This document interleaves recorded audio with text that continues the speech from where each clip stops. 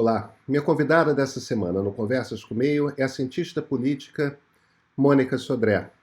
A Mônica é diretora executiva da RAPS, Rede de Ação Política pela Sustentabilidade. A RAPS é uma organização sem fins lucrativos que foi criada em 2012 com um único objetivo: pegar políticos de todos os matizes ideológicos e botá-los para conversar. E a partir daí gerar aprendizado mesmo, troca de experiências de prefeitos, de governadores, de parlamentares em todos os níveis, e fazer com que a partir dessa conversa um caminho de futuro para o Brasil possa começar a ser desenhado. Bem, fundado em 2012, né? Com essa esperança de desenvolvimento, de construção de um futuro do Brasil, o que aconteceu desde 2012? As jornadas de 2013, a repulsa à Copa e às Olimpíadas, a violentíssima, agressivíssima campanha eleitoral de 2014. A partir daí, o impeachment da presidente Dilma, os escândalos relacionados ao presidente Michel Temer e o quase impeachment dele, a Lava Jato no meio disso, a greve dos caminhoneiros, uma nova eleição ainda mais agressiva, a eleição de um presidente autoritário, quer dizer, nada, a pandemia, absolutamente nada do que a RAPS assistiu na sua vida foi tranquilo, e pelo contrário, o convívio com ameaças à democracia se tornou cada vez mais comum. Mas e aí? Como é que é essa experiência de lidar com os políticos? Como é que isso é uma coisa que eu queria ouvir muito. Qual é a impressão que ela tem dos políticos brasileiros, da capacidade de diálogo que elas têm? Porque, afinal de contas, ela assiste muito dessas conversas. E, claro, a partir daí, porque em algum momento a gente vai sair desse buraco em que o debate político é puramente raivoso. Quais são as transformações institucionais pelas quais o Brasil tem que passar para poder olhar para o futuro e, de fato, construir um sistema democrático que seja mais estável, que possibilite o diálogo entre correntes diferentes e, claro, construa um futuro melhor, porque é o que todos nós estamos buscando através da política. Enfim, certamente quem vai ter pelo menos pistas, se não respostas para tudo isso, vai ser a Mônica.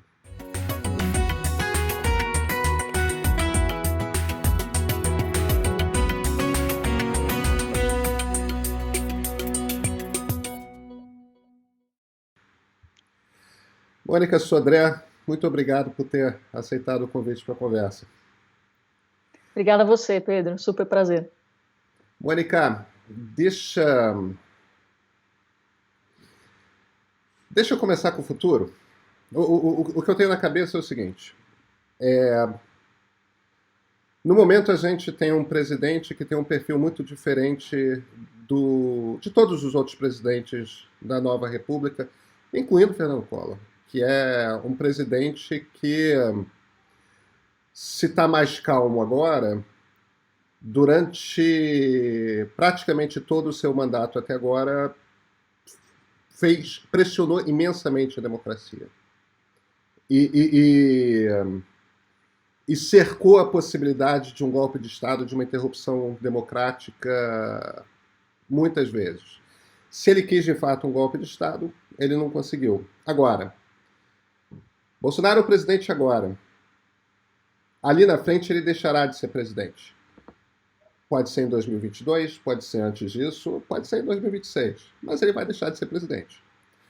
E aí a gente vai ter que reconstruir a democracia brasileira que saiu danificada desse período. Não só da coisa do período Bolsonaro, mas os últimos anos todos foram anos de uma certa desestruturação.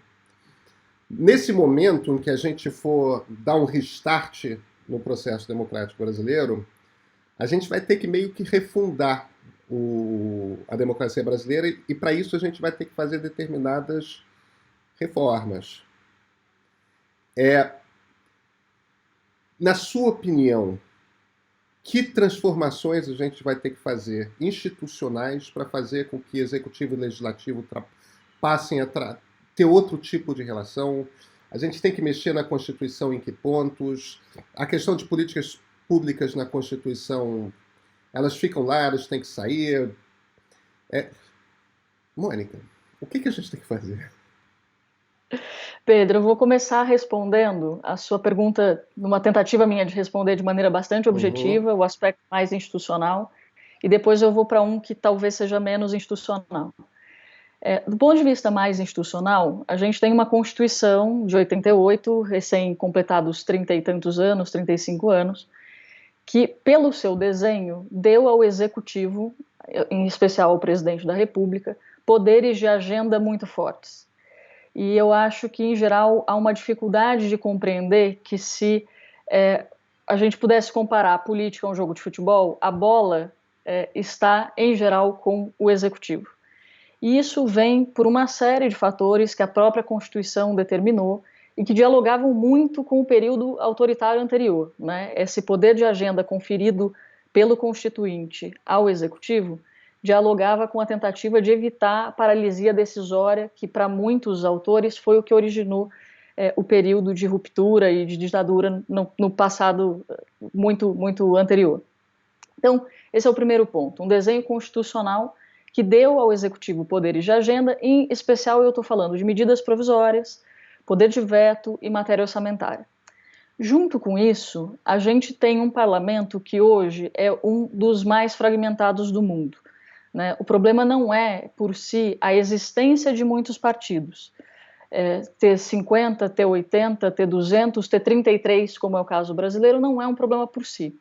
A questão é que quando a gente distribui recursos para os partidos igualmente, e hoje existe um fundo partidário para isso, que é bastante significativo e que distribui os seus recursos na medida de 5% igualmente entre todos, independente do sucesso eleitoral ou não desses partidos, o que acontece é que você tem um estímulo natural à proliferação da criação de partidos políticos.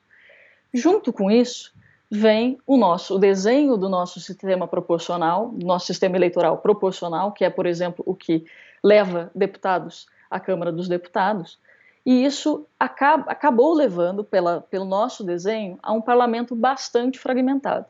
Então, nós temos hoje 33 partidos políticos registrados, 28, se eu não me engano, deles com representação na Câmara, e isso torna o custo da decisão, o tempo e a governabilidade um tanto quanto altos.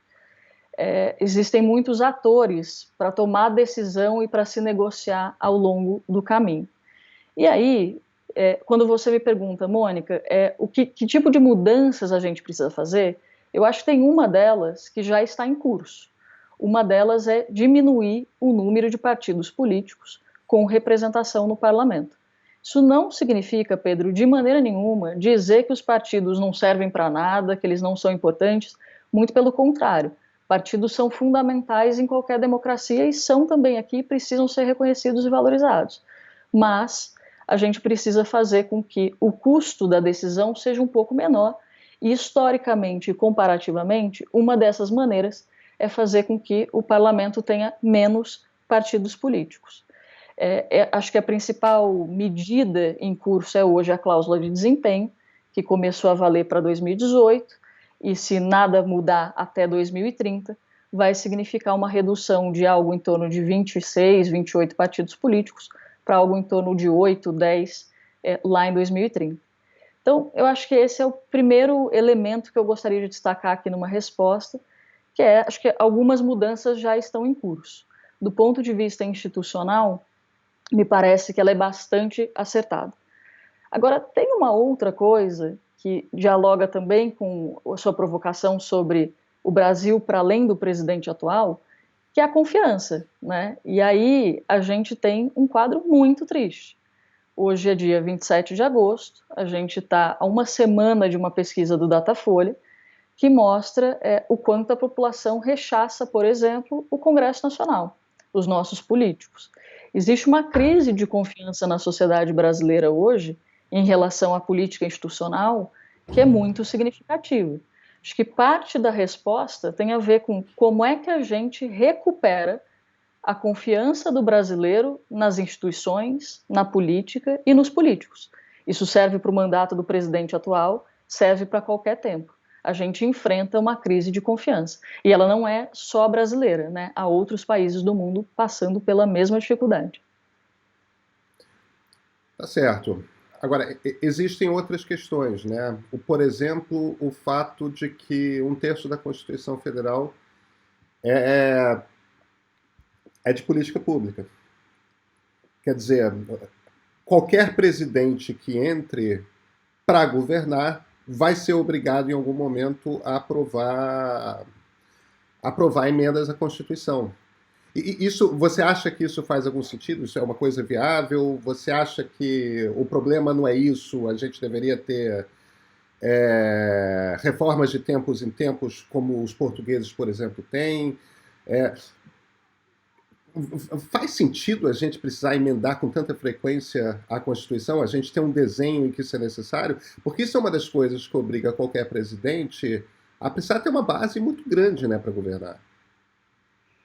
Pedro, a questão da base, e aí eu dialogo muito com aquele trabalho seminal do Sérgio Abranches, meu colega cientista político que passou por aqui há cerca de 2, 3 meses, que é quando ele cunhou, ainda em 88, o termo presidencialismo de coalizão. Esse termo, embora ele tenha ficado muito marcado para explicar o parlamento brasileiro, o fato é que ele não é uma característica exclusiva do Brasil.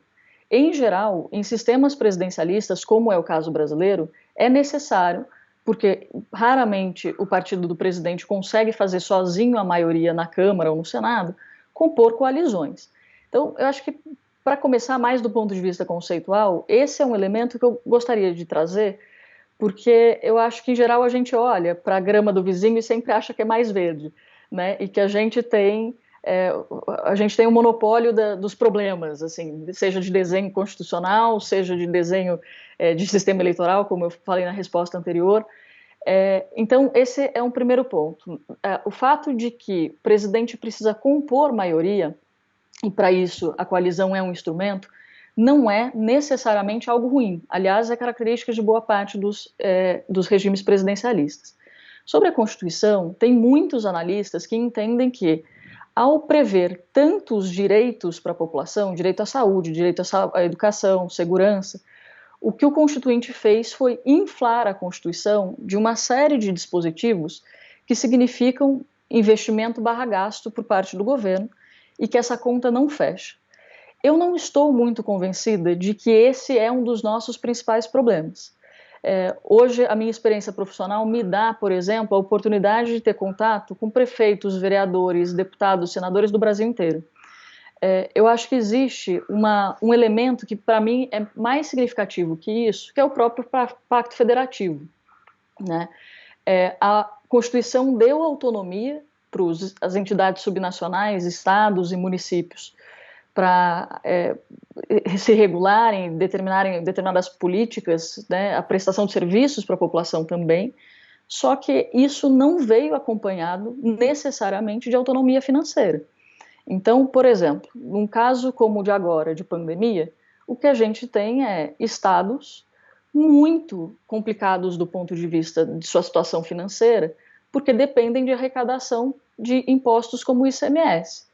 Quer dizer, cabe ao Estado e ao município boa parte da prestação de serviços para a população, mas não há necessariamente dinheiro para fazer isso.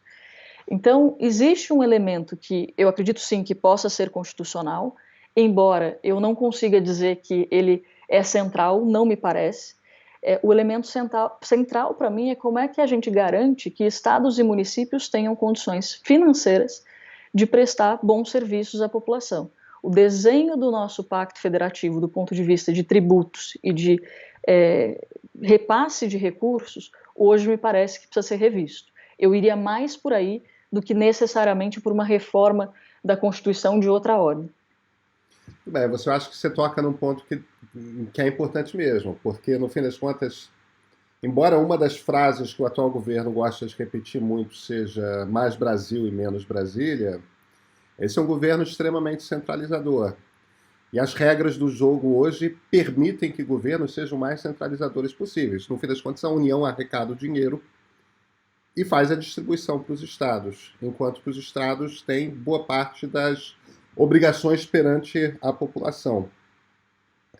A gente tem um tipo de governo que de fato é muito centralizado. Agora, é difícil, né, Mônica, fazer esse tipo de reforma. Tirar dinheiro de Brasília e botar o grosso do dinheiro na mão de governadores e principalmente prefeitos. Eu imagino que deveria ser principalmente prefeitos, né? Você tem opinião? O que você acha disso? Pedro, eu acho que o exemplo dessa dificuldade é, por exemplo, desculpa, me repetir, né? O exemplo é o por exemplo, mas serve a reforma administrativa. Este governo foi eleito com um viés um tanto quanto liberal, talvez não o presidente da República, mas sobretudo um dos seus ministros, né, que é o Paulo Guedes, encara essa perspectiva. E uma das promessas era, por exemplo, a reforma da Previdência e a reforma administrativa. A reforma administrativa, com a saída de dois dos recentes membros da equipe econômica do governo, provavelmente vai ficar mais para frente. Ninguém quer tocar num ponto desse, ainda mais em ano eleitoral. Tem um custo político e um custo eleitoral de fazer esse tipo de mudança que não é pequeno. E eu nem estou falando aqui que necessariamente uma reforma administrativa significa reduzir salário do servidor, porque a gente tem que olhar as diferentes carreiras, né? Há muitas legislações regulando as diferentes carreiras nas diferentes esferas nacionais, e tem desde o professor que ganha, em geral, pouco, ao servidor em carreiras que ganha-se melhor. Não necessariamente uma reforma administrativa viria retirar dinheiro, mas ela fala sobre racionalizar alguns recursos, fala sobre distribuir melhor, tirar sobreposições de benefícios e coisas desse tipo. Ninguém quer mexer. Assim como a questão anterior sobre o imbróglio de dar mais autonomia financeira para estados e municípios, me parece que o exemplo mais recente da dificuldade desse tipo de questão é a própria reforma administrativa, que provavelmente não vai acontecer esse ano. Assim como a reforma tributária que acaba batendo no mesmo ponto e a gente não consegue enxugar esses impostos. Não estou nem falando só enxugar o número de impostos e, portanto, simplificar a máquina de arrecadação. Também é esse outro debate que parece que a gente não consegue ter aqui no Brasil. A quantidade de conversas travadas no Brasil é grande. E essa sobre a reforma tributária é uma conversa importante. Ela tem a ver não só com a arrecadação de tributos, né, e com a simplificação, como você falou, mas é uma decisão política sobre como crescer, para onde crescer, por que crescer, sobre distribuir de maneira mais equitativa, mais econômica os benefícios advindos do crescimento, né? A gente tem um dos países mais desiguais do mundo e isso só está agravado por conta da pandemia. E você pode ver que não me parece que o executivo atual esteja fazendo muito esforço em relação a esse assunto. Há cerca de um mês e meio mandou-se uma proposta fatiada, né, sobre a reforma tributária, uma simplificação, uma junção de alguns impostos, mas isso é meio que tudo. Quem está tomando parte da dianteira da discussão de algumas reformas, a da Previdência foi uma e a da tributária é outra, é o Parlamento. Eu acho que o Parlamento hoje tem uma oportunidade em relação à reforma tributária de torná-la também algo além da só simplificação, né? Inclusive trazendo elementos para a discussão como a própria sustentabilidade. O mundo está caminhando numa direção em relação a isso, né, em responder essas questões, como crescer, para onde crescer, geração de energia, por exemplo, fontes alternativas, não baseadas em combustíveis fósseis, e a gente está para o lado contrário, né? Eu acho que a gente está perdendo o time e vai ser, na minha visão, na minha avaliação, um desperdício se o que sair dessa reforma tributária for só uma simplificação. Ela tem que ser um instrumento para mais do que isso. Eu não seria muito otimista, não, Mônica, a respeito de. Se sair uma reforma tributária, qual é a. Se a gente sair numa simplificação hoje, me parece que a gente estaria no lucro. Porque é um debate mais profundo a respeito de o que o tipo de coisa que a gente tributa diz a respeito de nossa visão de futuro, me parece. Mas deixa eu aproveitar, antes da gente entrar nesse debate sobre o Brasil, deixa eu, então, aproveitar essa conversa que a gente está tendo para falar sobre, bem, A RAPS é de 2012, não é isso? Exatamente. De 2012 para cá, surgiram vários grupos. A RAPS foi o primeiro, mas tem o Agora, tem o Renova BR, tem vários grupos que, de uma forma ou de outra, querem conversar com políticos, formar novos políticos, botar em pauta, em discussão, projetos de Brasil, fazer com que esquerda, centro e direita, progressistas, liberais e conservadores encontrem ambientes nos quais é possível que sentem e conversem.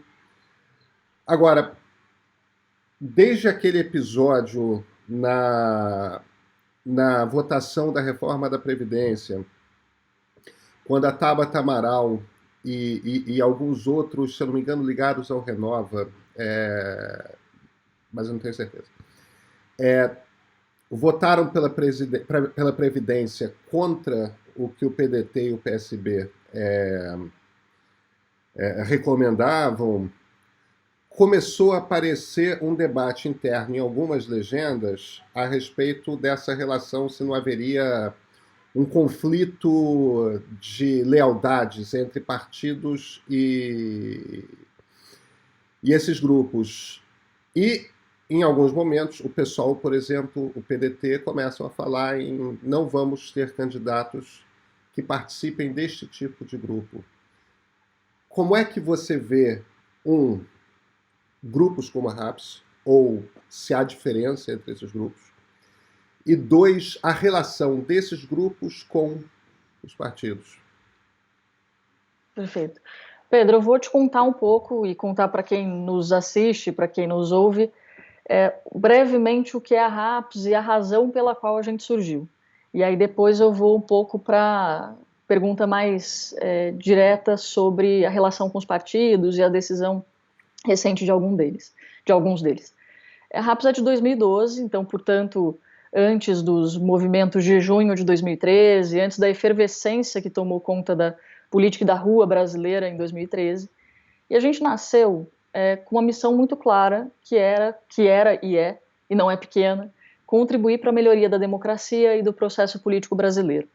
A maneira que nós encontramos de fazer isso nesses mais de 8 anos de trabalho é de duas formas. A primeira, ajudando a preparar candidatos e candidatas às eleições, sempre para o próximo ciclo eleitoral, sempre a partir de uma perspectiva multipartidária, sem preferência por um determinado viés, sem nenhuma discriminação dessas pessoas, venham de onde venham, de qualquer canto do país. E, de outro lado, essa é a segunda chave do trabalho da organização, é apoiar mandatos eletivos. Então, prefeitos, vereadores, deputados, senadores, pessoas que já tenham passado pela disputa eleitoral, portanto, já estejam hoje ocupando cargos na política institucional e que queiram fazer parte de um grupo, e esse é um dos nossos compromissos, que está a fim de pensar o país. Pensar o país, para a gente, tem a ver com trazer perspectivas diferentes para o debate, tem a ver com respeitar a ciência e o conhecimento científico, num momento, sobretudo, em que há um negacionismo, um terraplanismo, um combate à ciência e ao conhecimento de maneira geral, e sempre respeitando as diferenças, sejam elas quais forem, as partidárias, as de gênero, as étnicos raciais. O Brasil é um país muito diverso e a gente entende que para pensar o país, essa diversidade precisa estar representada. Isso foi em 2012. Muita coisa aconteceu no Brasil de lá para cá. Muita coisa mudou também na própria RAPS. Essa rede, por exemplo, de eleitos que eu mencionei, hoje ela é composta de quase 200 pessoas. Então hoje eu tenho o privilégio de conviver não só com quem quer entrar para a política institucional, mas com gente que já está lá e tem muitos desafios e muitas dificuldades. Em relação aos partidos políticos, uma das críticas que a gente recebe em geral é de que, olha, esse trabalho de apoio e desenvolvimento de quadros para a política é um trabalho dos partidos. O terceiro setor não deveria estar metido com isso, não deveria estar olhando para isso. E eu começo respondendo objetivamente essa questão dos partidos com uma certa tristeza, porque eu acho uma pena. O partido tem sim a função de formar quadros e de promover o debate a partir do seu viés ideológico. O que eu acho que a gente faz e os partidos não fazem? Colocar pessoas muito diferentes para conversar. É a oportunidade, por exemplo, de um prefeito de uma cidade da Paraíba, de um determinado partido, contar para outro e levar a experiência dele, que trocou a iluminação pública da cidade inteira por LED a partir de uma parceria com a concessionária estadual de energia elétrica, para uma cidade do Rio Grande do Sul, sendo pessoas de partidos muito distintos. É a oportunidade que a organização dá, por exemplo, para que pessoas desenvolvam juntas, e isso é um caso concreto, aplicativos para melhor prestação de contas sobre os seus mandatos. E isso gratuitamente. Membros desenvolveram e partilharam com outros também gratuitamente pelo espírito que se forma ali. Então, acho que muita coisa aconteceu e o surgimento de outros grupos que vieram depois me orgulha muito, porque certamente a RAPS abriu caminho para um monte de organizações que vieram a partir dali. A nossa diferença e isso marca desde a fundação da organização, é uma tentativa e um esforço contínuo de afastar a pauta antipolítica. É por isso que a RAPS não é, por exemplo, uma escola de políticos, não é um movimento de renovação. A gente não acha que está tudo errado, não acha que tem que tirar tudo e botar gente nova necessariamente. O que a gente acredita é que as pessoas, primeiro, há boas pessoas já no exercício da política institucional, que a gente precisa conhecê-las, reconhecê-las, aproximá-las, colocá-las para trocar experiência e colocá-las para debater o país. Debater o país não significa ter uma agenda fechada, não significa orientar voto, não significa dizer para o parlamentar ou o prefeito como é que as pessoas têm que se comportar. A gente exige um compromisso que é de respeito ao diálogo, à diversidade, ao pluralismo de ideias. E aí há questões que são fundamentais para a gente. Eu olho para o futuro, e a sua primeira pergunta foi essa, sobre desafios para o futuro, e eu vejo 3 coisas que a gente precisa enfrentar no Brasil. No campo social, combate à desigualdade. Na política, um dos elementos é as fake news, as campanhas de desinformação em massa. E no terceiro, que é mais ligado à sustentabilidade, a mudança climática.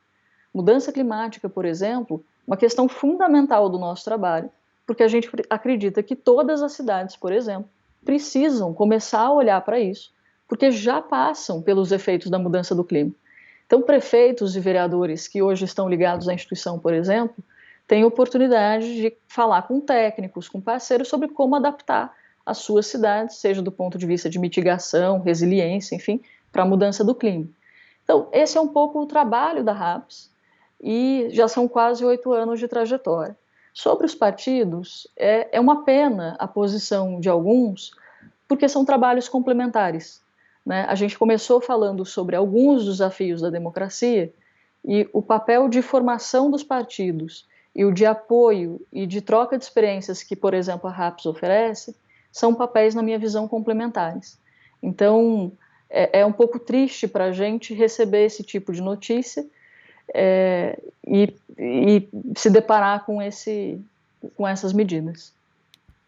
Deixa eu aproveitar então um gancho. Eu comecei te perguntando muito sobre questões da política em que a gente precisa mexer. Existe uma questão paralela que não é da política, que é da administração pública. A Nova República teve alguns sucessos. Estabilizou a moeda, aumentou em muito a infraestrutura do país.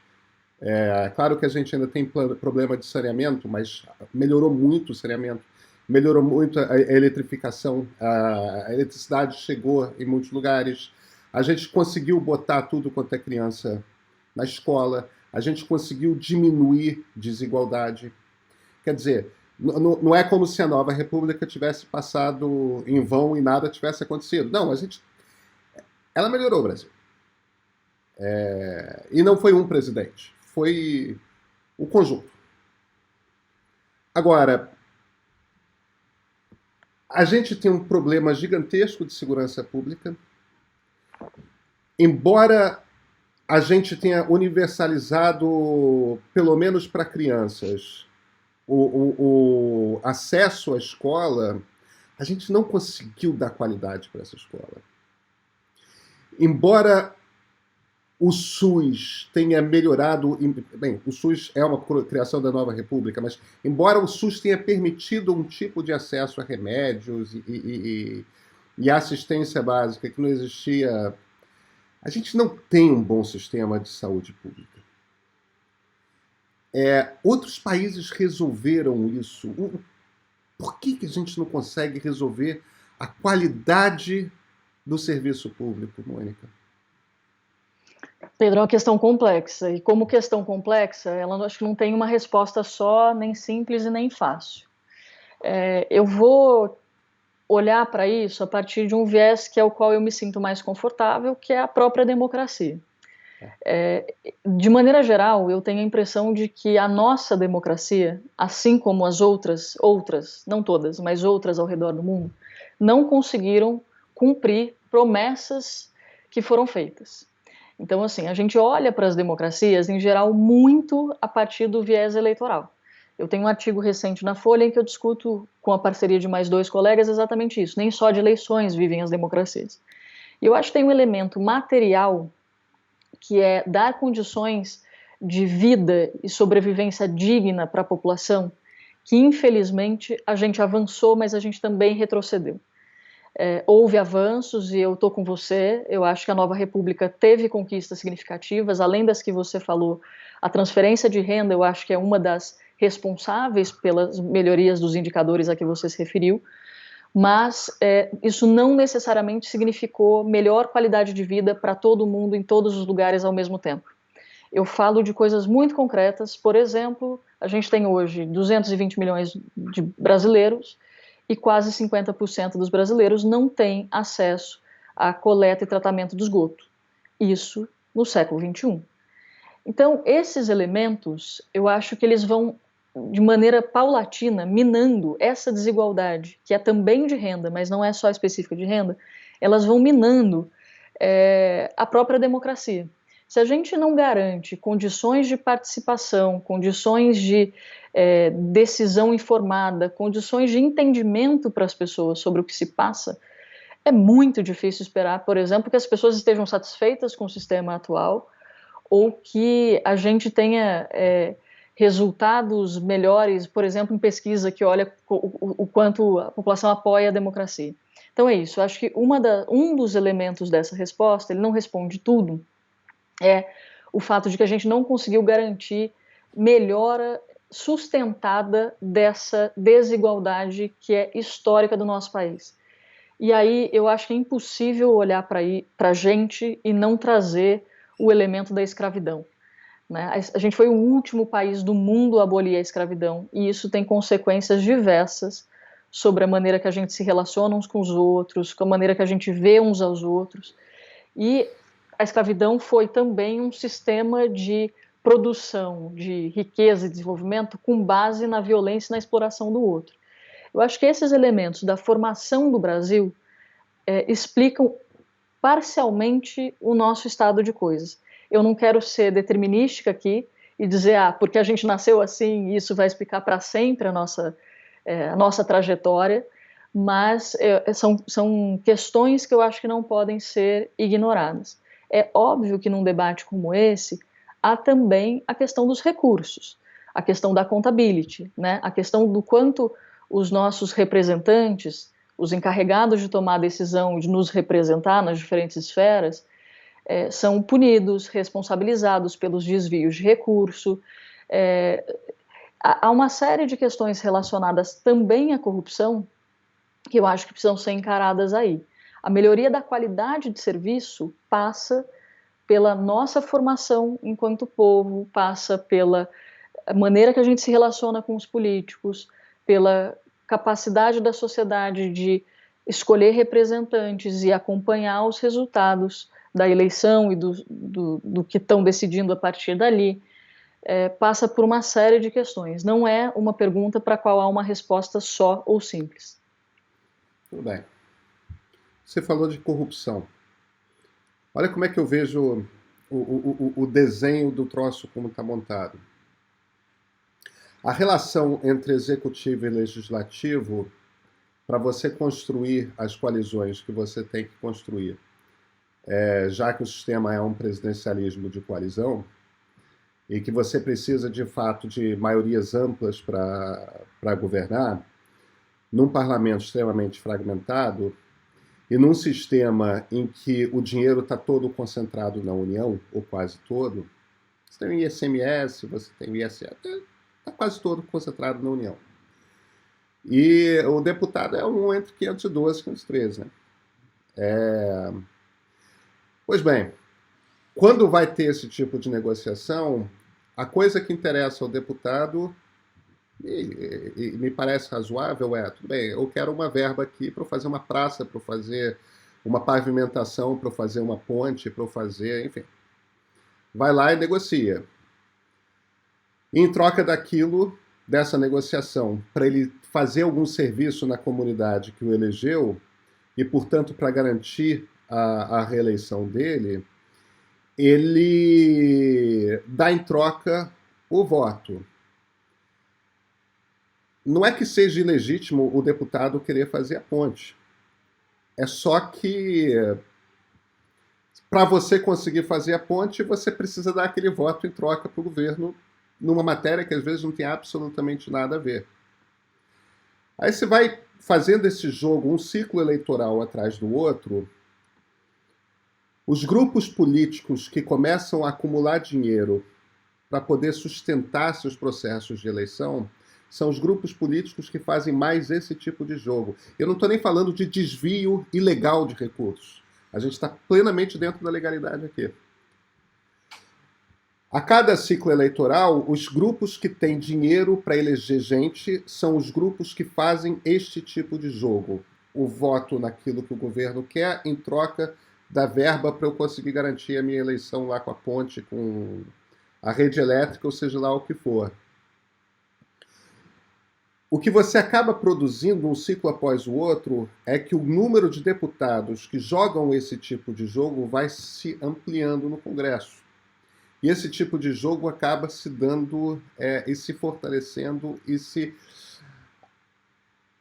E aí você depende essencialmente desses parlamentares que se criam justamente nesse tipo de dinâmica para fazer reformas que possam vir a dar eficiência do Estado. Eu não estou falando de diminuir de funcionário público, eu não estou falando de dinheiro roubado, de dinheiro desviado em licitação, não estou falando nada disso. Quer dizer, apenas dentro da legalidade a gente já tem uma... A situação me parece que é uma situação em xeque e inquebrável. Pedro, eu acho que tem diferentes elementos aí na sua questão. Mais uma vez, eu não acredito que a questão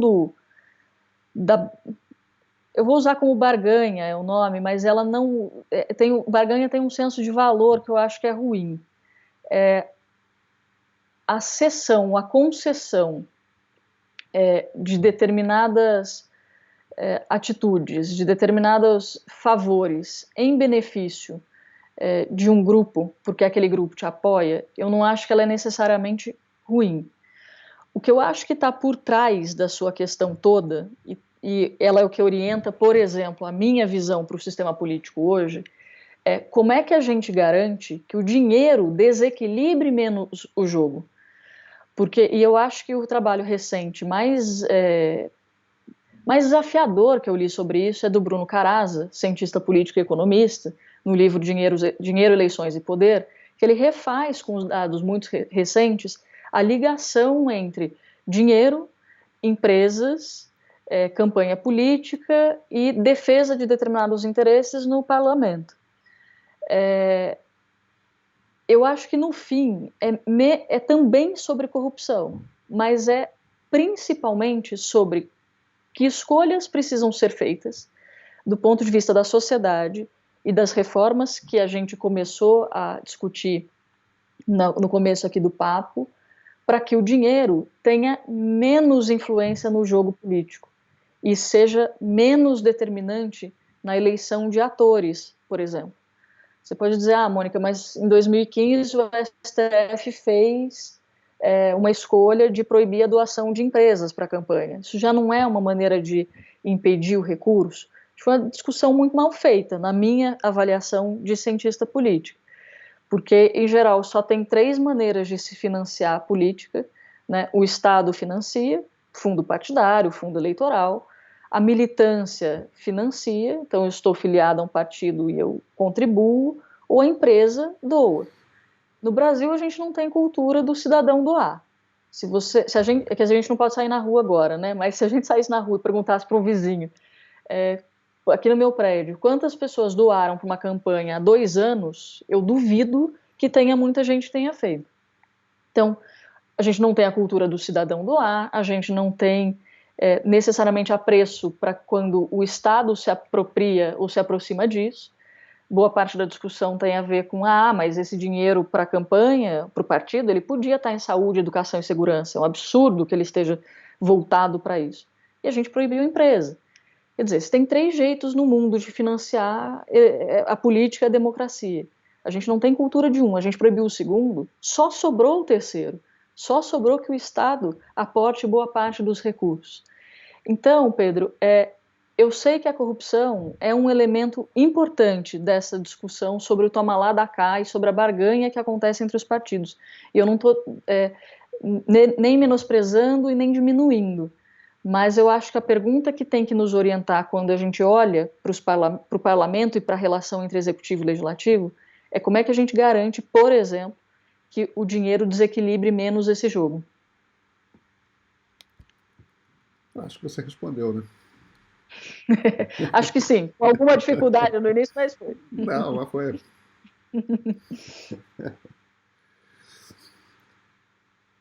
Mônica, vamos falar de 2013? O que você acha que aconteceu ali?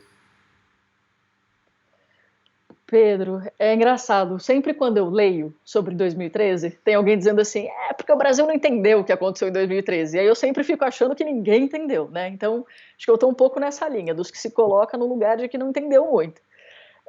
Acho que ali há uma série de variáveis a serem olhadas. Primeiro, o básico, né? O descontentamento da população com a qualidade dos serviços a que você se referiu.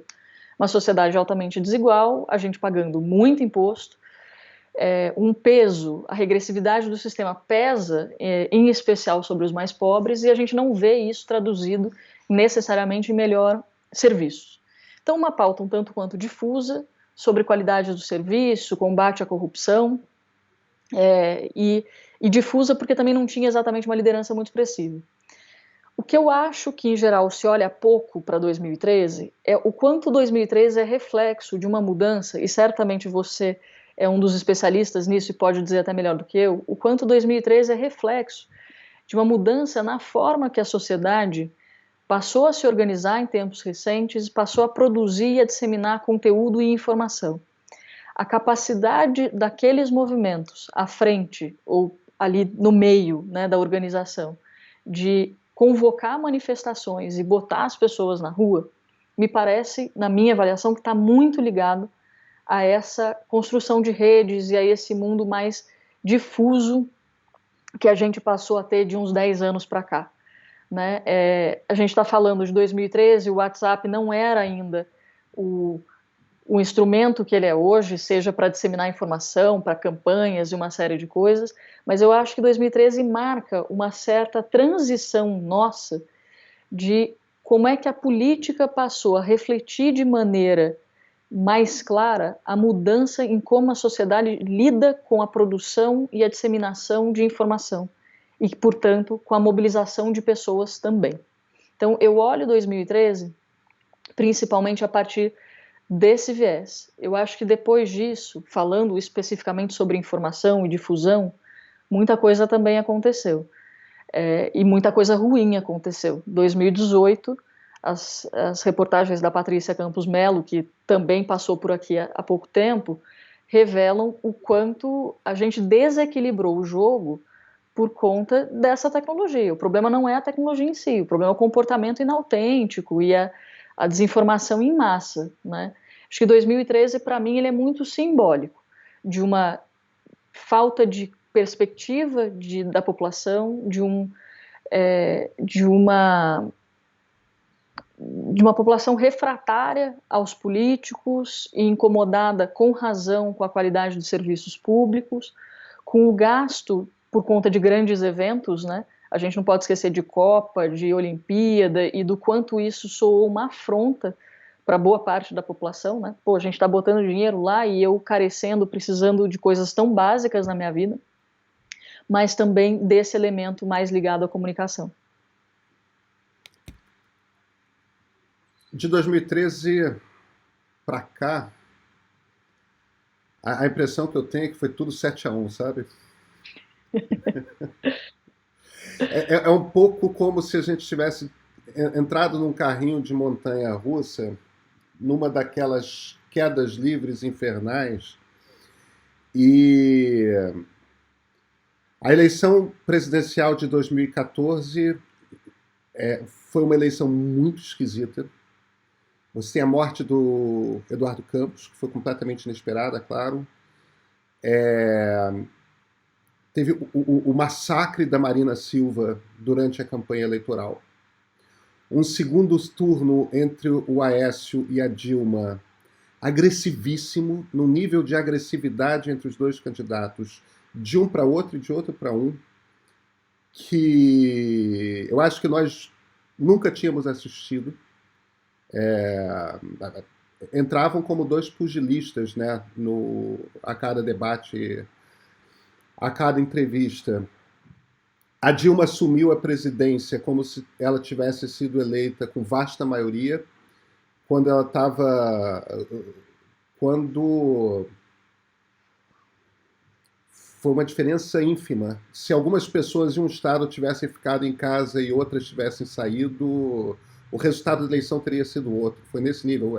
É quase como se fosse uma eleição, essa é a minha impressão, pelo menos, que você jogou uma moeda para cima e onde caiu foi o que deu. Não estou questionando a legitimidade da eleição, não. Mas é só... Aquilo era um país dividido, rachado ao meio.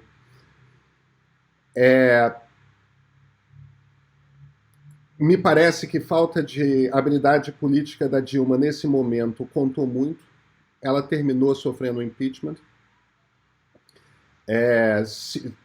O Congresso usou uma desculpa.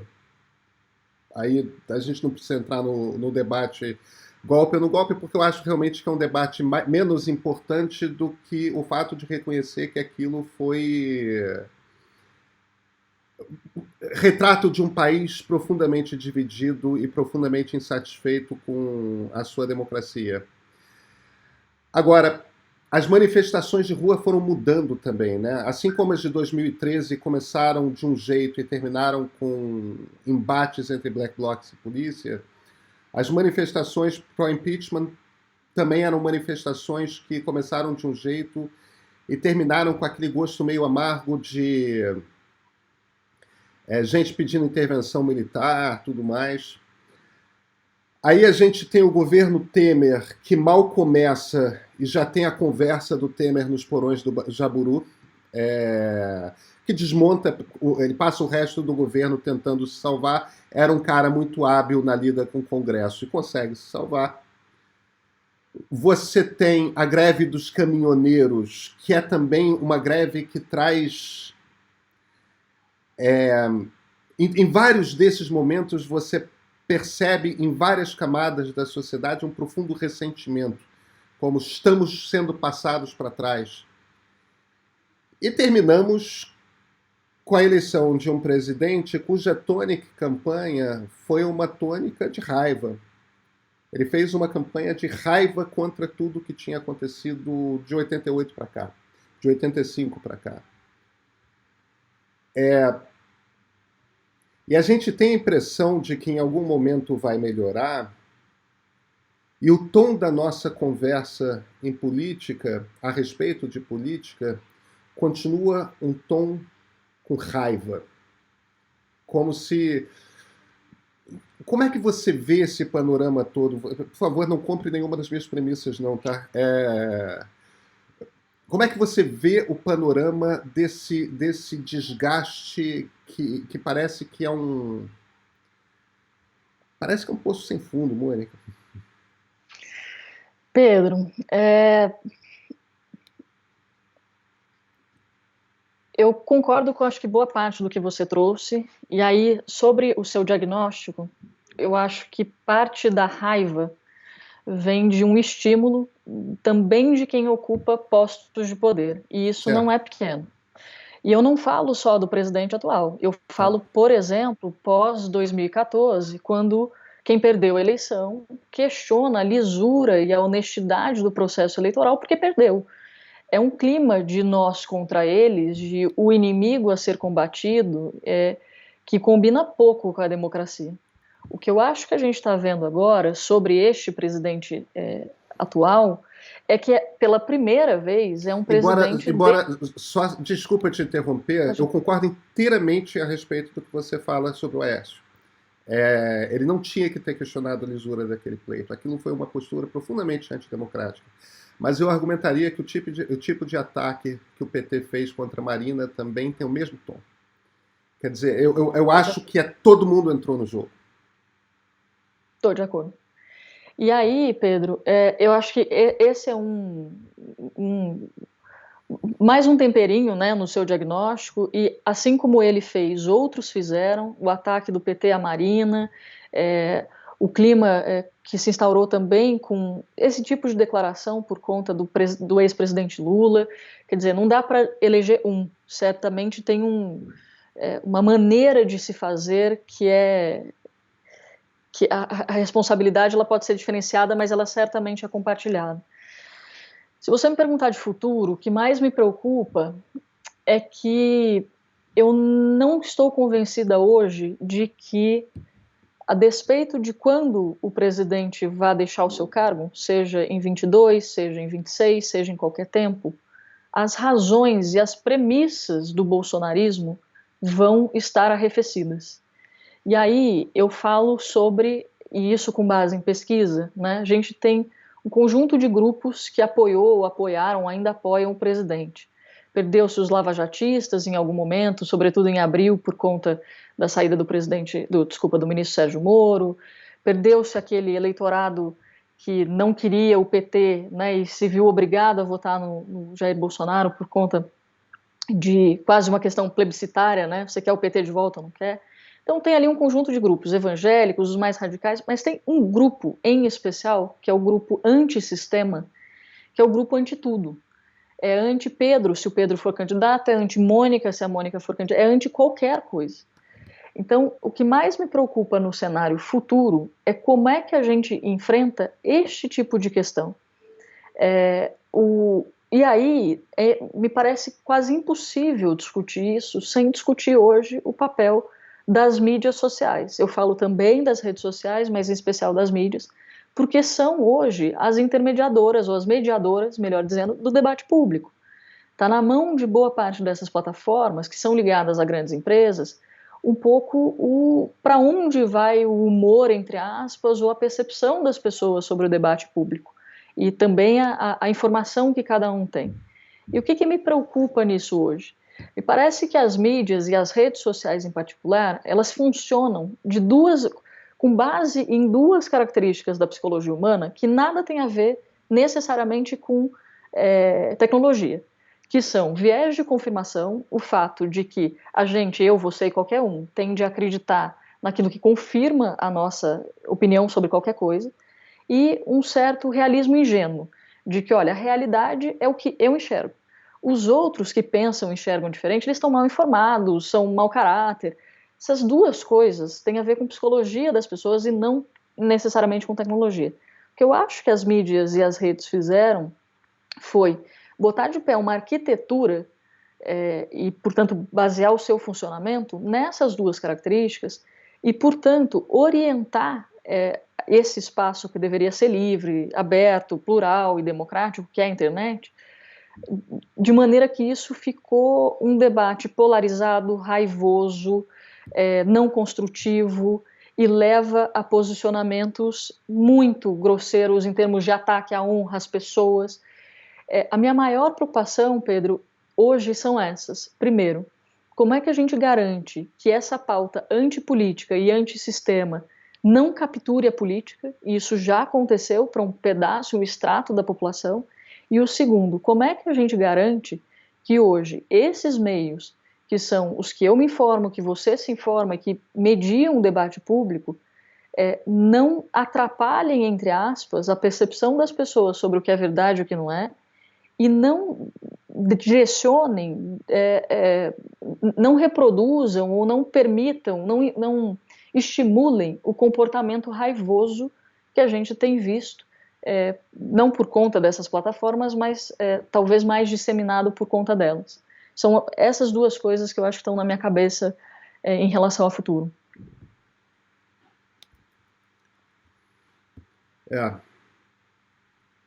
Eu não sei se eu sou muito otimista a curto prazo, não, porque eu acho que está na arquitetura das redes, sabe? Está na arquitetura das redes a coisa como funciona, e as empresas não parecem dispostas a resolver o problema. Quer dizer, é uma situação nova na história da democracia liberal. Porque você tem essas estruturas que são multinacionais e que, portanto, quase que não respondem a Estado nacional nenhum, né? E são trilionárias. São empresas muito grandes. E para algumas, que eu acho que é o caso do WhatsApp, principalmente, né, a gente não tem sequer acesso ao que acontece lá dentro, né? Assim, é um universo completamente fechado, né? O que se fala, como se fala, é, é quase impossível de saber, a não ser no que é aberto, né? O restante de como a plataforma opera é completamente fechado, né?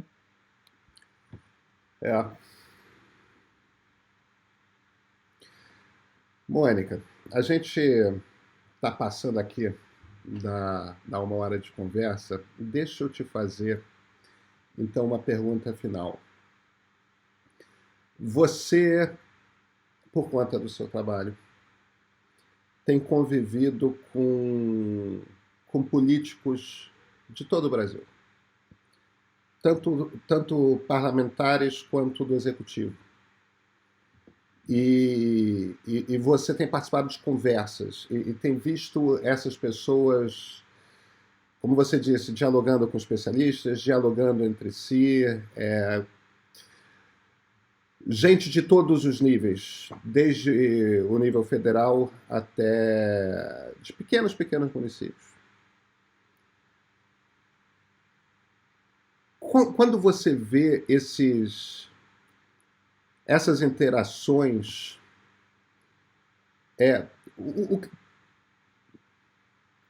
eu sei que a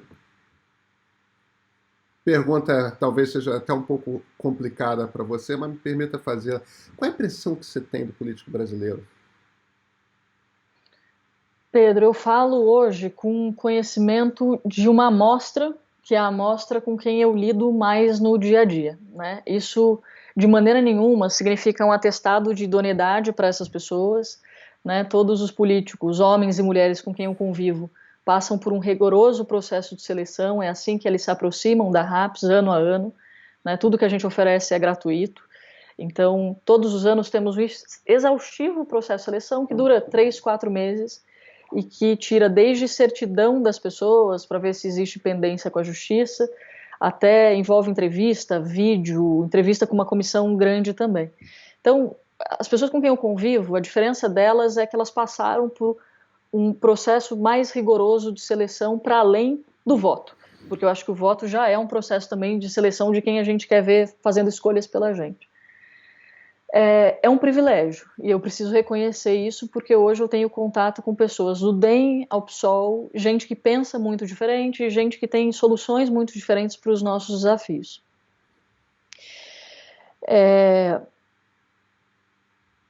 Eu acho que, em geral, a gente discute política no Brasil olhando muito para o federal, então o mais Brasil talvez E isso se liga com o começo do papo aqui, né, de como o nosso desenho constitucional e institucional legou ao Executivo Federal o papel central na distribuição dos recursos. Eu acho que esse elemento em especial, de as pessoas olharem para a política e verem muito o presidente, nos faz olhar pouco para as outras camadas. O que eu quero dizer é o seguinte: esse ano nós vamos ter eleições que deveriam acontecer em outubro, e elas vão acontecer em novembro. A gente vai eleger 57 mil vereadores, 5.570 prefeitos e 5.570 vice-prefeitos. Só esse ano, eu, você e mais cento e tantos milhões de pessoas vamos às urnas para escolher 70 mil pessoas. A gente, em geral, olha para a política muito, muito olhando Brasília.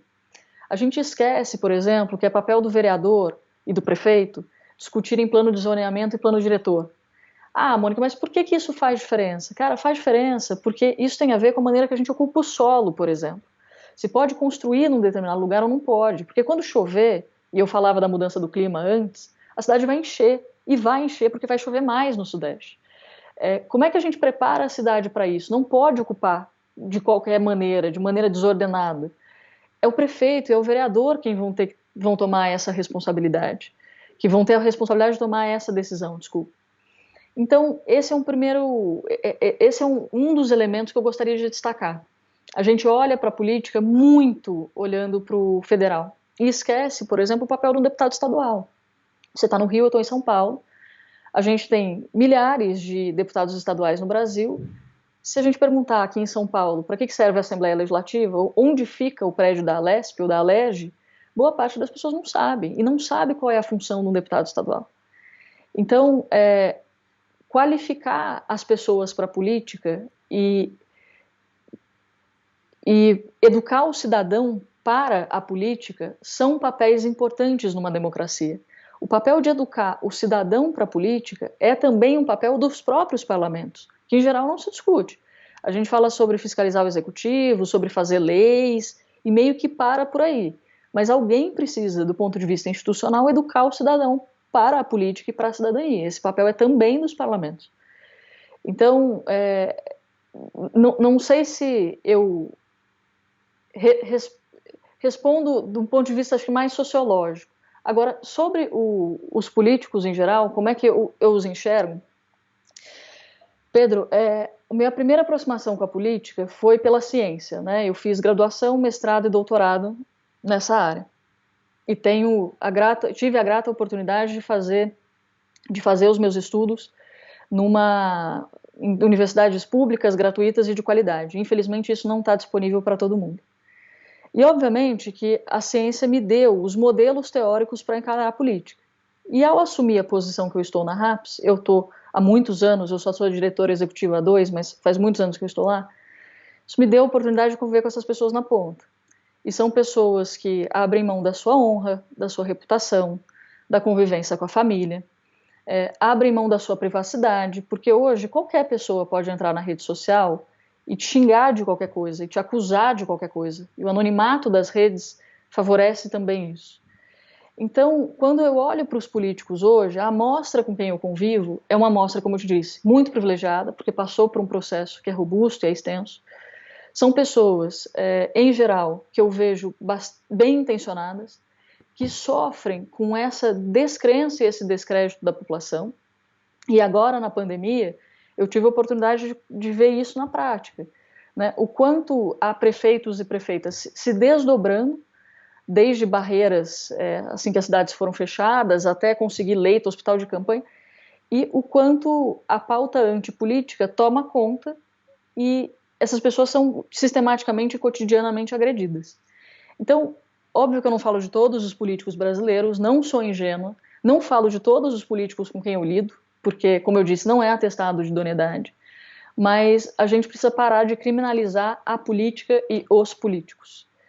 E isso passa por educação das pessoas, passa por valorizar o território, por valorizar os políticos locais, entender que essas pessoas têm responsabilidades importantes na tomada de decisão que afeta a minha vida e a sua. Mas é um privilégio porque eu acho que eu tenho oportunidade de conviver com pessoas muito diferentes, dispostas a aprender. E isso é uma coisa que é muito louco, porque em geral as pessoas olham para a RAPS e pensam, como é uma escola de políticos, Isso tem a ver com alguém falando e alguém aprendendo. E não, tem a ver com, por exemplo, processos de intercâmbio entre prefeitos, entre vereadores, entre pessoas que querem ser vereadoras e os que já estão. Aprender com quem está fazendo, sabe? Com quem tem desafios políticos e públicos semelhantes e muito parecidos com os seus.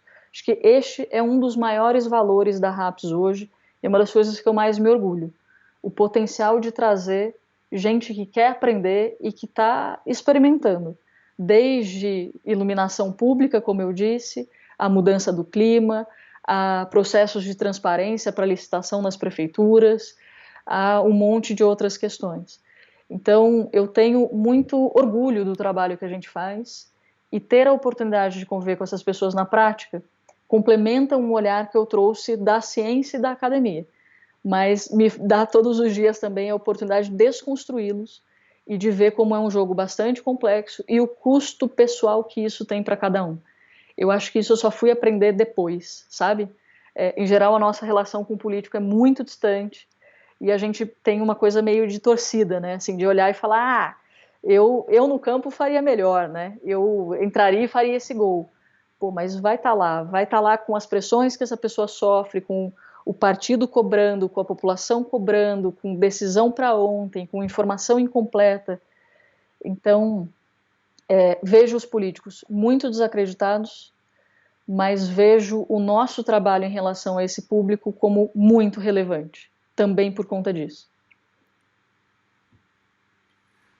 Mônica Sodré, muito obrigado pela entrevista. Pedro, obrigada a você. Aliás, queria te parabenizar pelo livro que eu terminei de ler essa semana. Um super exercício de pesquisa, aprendi muito, mas preciso te contar, e contar para todo mundo que está aqui nos assistindo, nos ouvindo, que o livro pode e deve ser comprado e lido, mas eu não recomendo que se faça na cama antes de dormir, porque eu sonhei que eu estava na Revolução de 32. Não consegui saber de que lado eu estava, mas me encontrava com o Getúlio, com o Plínio, e aí acordei cansada no outro dia, cansada mesmo. Gente, foi uma noite muito, muito agitada, e foi isso, foi a leitura da noite anterior, mas é um mega esforço de pesquisa. Eu queria te parabenizar e te agradecer pelo livro, porque eu pessoalmente aprendi muito. Muito obrigado a você, então. Obrigada a você, Pedro. Um grande beijo. Tchau, tchau.